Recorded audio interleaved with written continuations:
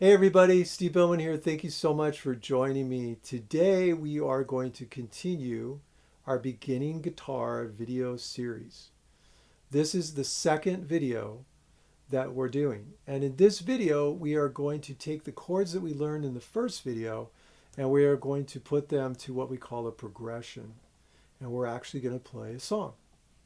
So if you haven't seen the first video, I would recommend going back and making sure that you look at that because I break down what the chords are and exactly how to play them, okay? But again, they're just the three chords, the C chord, the G chord, and the G7 chord. So these are smaller versions of larger chords. So eventually when you learn the larger chords, you can always come back and play the same progressions using those larger chords as well, okay? All right. So before we actually play the progression, I need to talk to you a little bit about the progression. So I'm going to put it up here on the screen for you. And I just want to talk to you a little bit about it.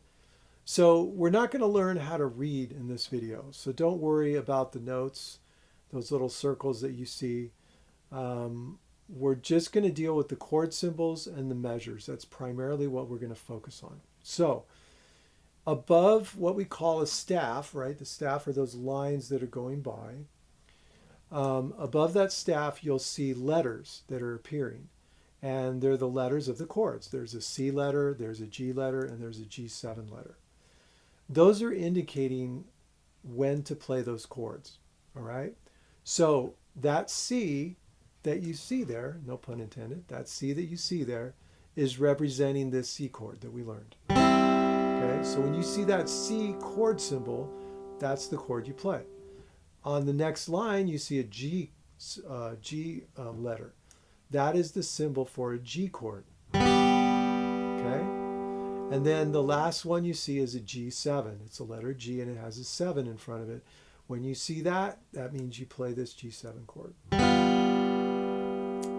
So those chord symbols represent a chord. And those chords are the ones that we learned in the first video, all right?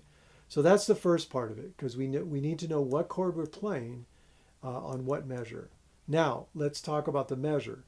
So it's called a measure or a bar. They're both synonymous. They both mean the same thing. But if you see in that first line, you'll see a double line, and then you'll see two dots, and then you see a single line. That represents what we call a bar or a measure. And that measure represents time. It represents how much time is going to be allowed in that measure, okay?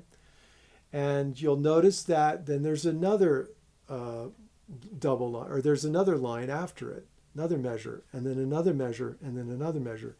And it goes all the way down, and if you count all the measures, it ends up being 8 measures. So this is an 8-bar or 8-measure progression, okay? And again, each one of those systems represents a measure. One line, that represents a measure. Now, the problem is we need to know how much time is going to be in each one of those measures. And again, I'm not going to get too deep into the theory right now. I'll do that in other videos. But just realize that there are going to be 4 counts in each measure. So each measure that you see there is going to be represented inside of it by 4 counts. And that's going to identify how long we play each one of the chords that we're strumming, okay? So that's a little bit of an overview. And if it's a little fuzzy, don't worry, you'll get it more as I play the chords. But just understand that each chord is going to last for a certain amount of time. And in this progression, those lines represent a measure or a bar. And in each one of those measures is going to be 4 counts. That's pretty much what you need to know. Notice on the last measure of that, or the 8th measure, that there are 2 lines with 2 dots on it. And in the first measure, there are 2 lines with 2 dots. That's representing a repeat sign. So that means when you get to the 8th measure, you go back and you play start on the first measure again and play it all the way through. One more time, okay? All right, so all this is a little bit of music lingo that we need to understand so that we can actually play music. And again, we'll get deeper into more of the theory of this stuff as time goes on. But right now I just want to have fun playing the chords, okay? All right, so the first example we have there, we're going to hold each chord for a certain amount of time. And in this example, we're going to hold the chord for 4 counts. So what that means is I'm going to play the C chord once on beat 1, and then I'm going to count 4 beats. 1, 2, 3, 4. Then I go to the second measure, I strike it again. 1, 2, 3, 4. Third measure, 1, 2, 3, 4. Fourth measure, 1, 2, 3. Now when I get to the fifth measure, I have to switch. So I'm going to go from my C chord now. I'm going to put my third finger on the E string, the 3rd fret, and I'm going to play another whole note with the G chord. 1, 2, 3, 4. Again. 1, 2, 3, 4. Again. 1, 2, 3, 4. So again, there are 3 measures of G, and the 4th measure, the 8th measure really, is going to be a G7 chord. So I switch to my first finger, and then it's just 1 measure, so I just count 4 counts on it. 1, 2, 3, 4. And then I just talked about the repeat sign, so that means we go back to the top to the C chord. 1, 2, 3, 4. Again. 1, 2, 3. Again. 1, 2, 3. Again.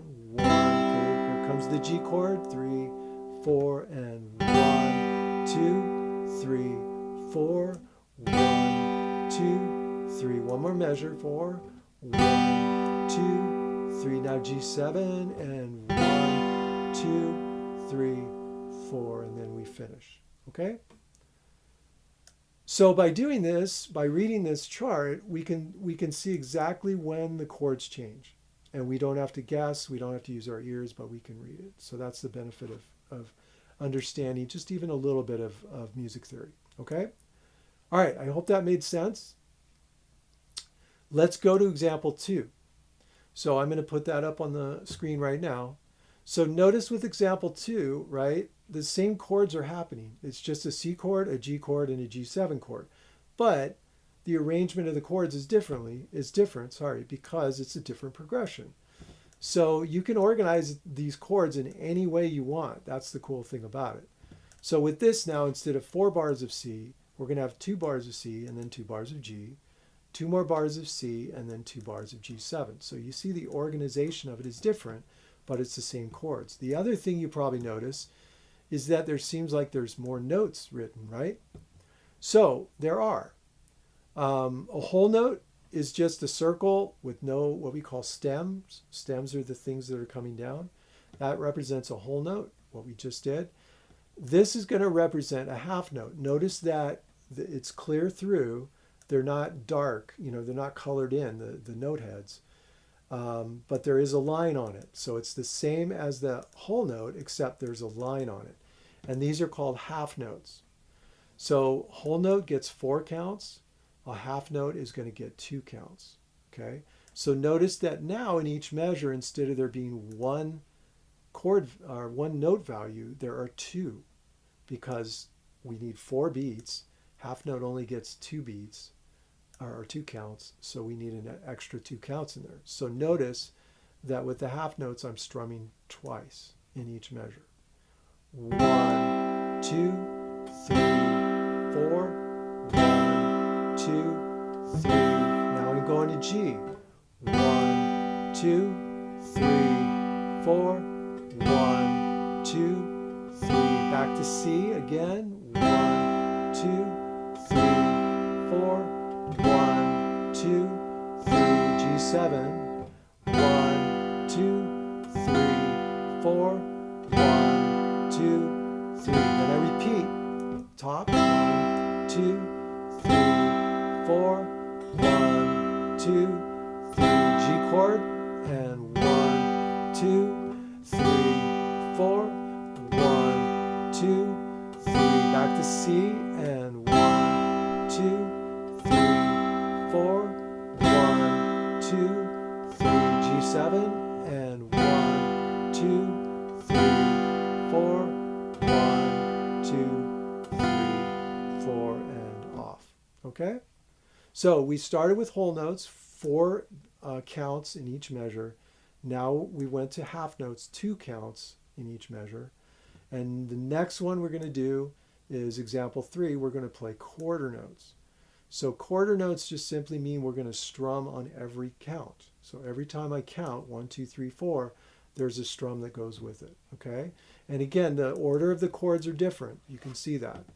So here we go. 2, 3 quarter notes. 4 and 1, 2, 3, 4 and 1, 2, 3 G chord and 1, 2, 3 back to C and 1, 2, 3, 4 1, 2, 3, 4 and 1, 2, 3 C G7. Sorry. 1, 2, 3 C and 1, 2. Now remember, we're going to repeat top 1, 2, 3, 4 and 1, 2, 3 G chord 1, 2, 3, 4 C 1, 2, 3, 4 and 1, 2, 3, 4 and 1, 2, 3 G7 and 1, 2, 3 back to C 1, 2, 3, 4. All right, so there you go. So we just played 3 different 8-bar phrases. We're playing music. And we're simply doing it by understanding what the chord symbols represent and then understanding what the measures represent. How many counts are in each measure? Also, how many times are we going to strum in each measure? So this is the beginning of the language of music, right? Because when we play together in ensembles or bands or whatever, then each person has a role, has a part, and we have to understand what our part is, and we all have to be on the same page, so to speak. So this is part of the language that you're going to learn when you study music, all right? So what I would suggest is I would suggest practicing each one of these by yourself with the metronome. Go as slow as you need to go. Today might have been too fast. That's okay. Practice it at a slower tempo. Just take each 8 bars and do them separately. And then what I want you to do is I want you to go and I want you to put all 3 of those examples together in one performance.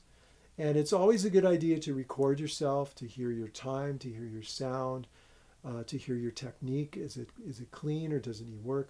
It's a good way to understand what it is that you have to work on. Okay, so that's what I recommend you do. But first, do each one individually, and make sure that you're counting, and make sure that you're using the metronome to keep you honest with the tempo. Eventually, you want to get away from the metronome, but when you're first learning something, it's a good idea to kind of work with it. Okay. All right, you guys. I hope this helped. And thanks so much for checking out the video. I'll see you guys on the next one. God bless you.